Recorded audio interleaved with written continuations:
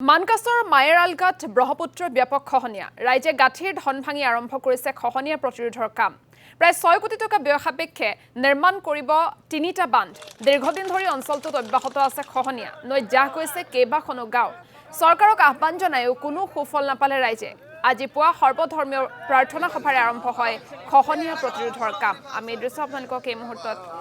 দেখুৱাইছো এয়া মানকাছৰ পৰিৱেশ মানকাছৰ মায়েৰালগাত ব্ৰহ্মপুত্ৰৰ ব্যাপক খহনীয়া ৰাইজে গাঁঠিৰ ধন ভাঙি আৰম্ভ কৰিছে খহনীয়া প্ৰতিৰোধৰ কাম প্ৰায় 6 কোটি টকা ব্যয় সাপেক্ষে নিৰ্মাণ কৰিব তিনিটা বান্ধ দীৰ্ঘদিন ধৰি এই অঞ্চলটোত খহনীয়া অব্যাহত আছে খহনীয়াৰ কবলত পৰিছে অঞ্চলবাসী নৈ জাহ গৈছে কেইবাখনো গাঁও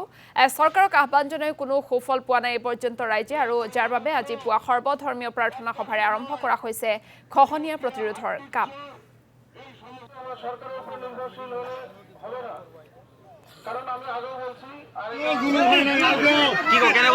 খুব ভাল লাগিছে মানে কি কম মানে ফিলিংটো ক'ব পৰা নাই মানে ইমান ভাল লাগিছে ইমান ৰাইজৰ উৎসাহ ইমান মানে মানুহৰ এইটো মানে ভাষাৰে প্ৰকাশ কৰিব নোৱাৰোঁ মানুহ আজি ওলাই আহিছে এইটো কাম হ'বই ইনশাআল্লাহ আমি কৰিমেই আমাৰ এই অত্ৰ অঞ্চল ৰক্ষা কৰিব লাগিব এইটো যুঁজ এইটো আমি কৰিমেই